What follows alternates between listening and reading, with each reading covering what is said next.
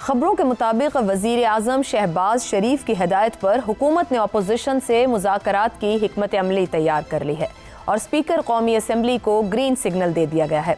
बज़ाहिर ये पेशरफ्त खुशाइंद लगती है, मगर अमली सतह पर कई सवालात जन्म ले रहे हैं।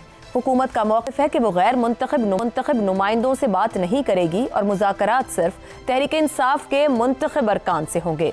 क्या ये शर्त खुद इस अमल को महदूद कर देती है, क्योंकि तहरीक इंसाफ की क़यादत का बड़ा हिस्सा या तो जेल में है या सियासी तौर पर उसकी हैसियत ही वाज़ेह नहीं। पाकिस्तान की सियासी तारीख बताती है कि जब भी निज़ाम जमूद का शिकार हुआ तो उसका वाहिद रास्ता मुज़ाकरात ही बने।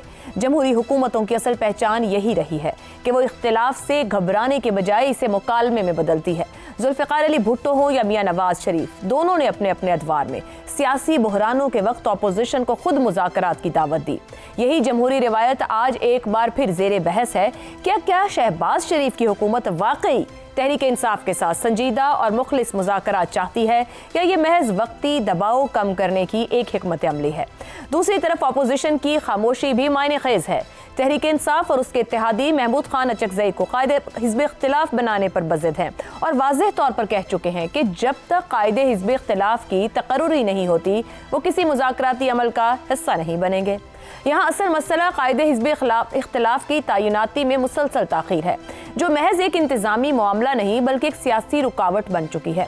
क़वायद वाज़ेह होने के बावजूद तस्दीक़ी अमल और तरीक़ाकार की आड़ में ताख़ीर ये तासुर मजबूत करती है कि हुकूमत इख्तिलाफी आवाज़ को कमज़ोर रखना चाहती है।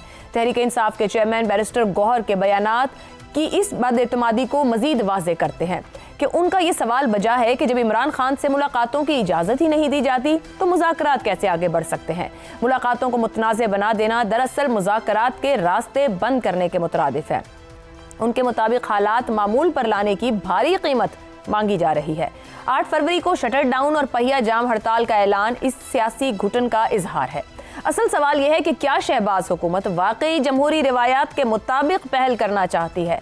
जमहूरियत में अपोजिशन के काबिल कबूल होने या ना होने का फैसला हुकूमत का इख्तियार नहीं होता, बल्कि कानून के मुताबिक अपोजिशन के फैसले को तस्लीम करना ही जमहूरी तर्ज अमल है।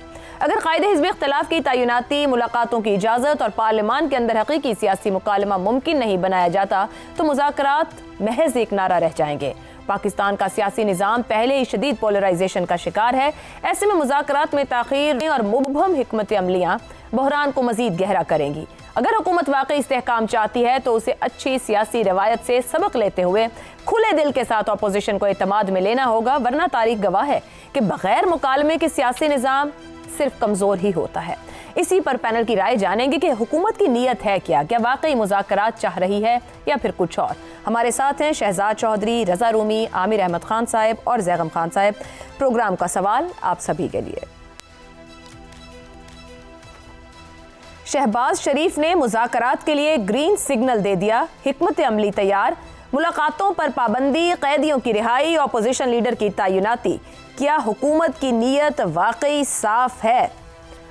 जैगम खान साहब, आप क्या देख रहे हैं? क्योंकि वज़ीर आज़म साहब तो मुल्क में सियासी इस्तेहकाम चाहते हैं या उसके ख्वाहिशमंद हैं, जो आज बताया गया है। क्या वाकई सियासी मुफाहमत चाहते हैं या ये फिर मुज़ाकरात की बार बार दावत देना, और अब की बार तो कहते हैं हिकमत अमली भी तैयार है, ये सिर्फ महज एक दबाव कम करने या फिर आप कहें टाइम लिया जा रहा है और कुछ भी नहीं? देखिए, वज़ीर आज़म साहब ने तो मुफाहमत और मुज़ाकरात को PTI की छेड़ी बना लिया है। उनका सिग्नल रेड कब हुआ था कि अब ग्रीन हो गया है? उन्होंने तो अपने सिग्नल को हमेशा ही ग्रीन रखा है, कम से कम सिग्नल की हद तक। अयाज सादिक साहब का भी सिग्नल मुसलसल ग्रीन है। उन्होंने कब कहा है कि मेरे दरवाजे बंद हैं, कब PTI नहीं आ सकती? वो हमेशा कहते हैं लेकिन वॉक इनटू माय ऑफिस और आके बैठ के बात करें। मगर सर वो अपोजिशन लीडर ही ना उनको दे रहा है। आखिरी बार मुलाकात भी अपोजिशन की अपोजिशन लीडर मांगते हुई थी, ये फिर कैसे ग्रीन सिग्नल है? जी, यही बिल्कुल यही तो बात है ना जी, यही वो कंट्राडिक्शन है कि क्या वो एनेबलिंग एनवायरनमेंट मौजूद है कि जिसमें गुफ्तगू हो सके, वरना तो फिर छेड़ ही है ना। छेड़ का यही मकसद होता है ना कि संजीदगी नहीं है। जब संजीदगी होती है तो फिर छेड़ नहीं होती ना।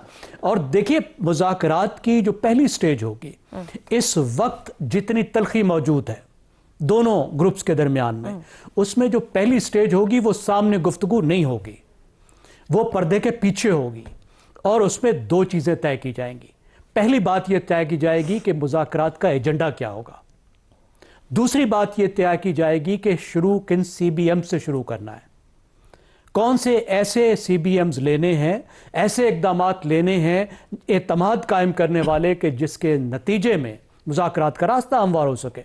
मिसाल के तौर पर हुकूमत पीटीआई से कह सकती है और कहेगी कि आप अपने सोशल मीडिया को कंट्रोल करें, आप अपने नैरेटिव को कंट्रोल करें, और पीटीआई जो कह रही है और ये कहेगी कि आप कम से कम अडियाला के दरवाजे तो खोलें, इमरान खान से हमें मिलने तो दें, और फिर जितना आप पार्टी पर सख्ती कर रहे हैं उसको कम करके पार्टी को सांस लेने की मोहलत तो दें।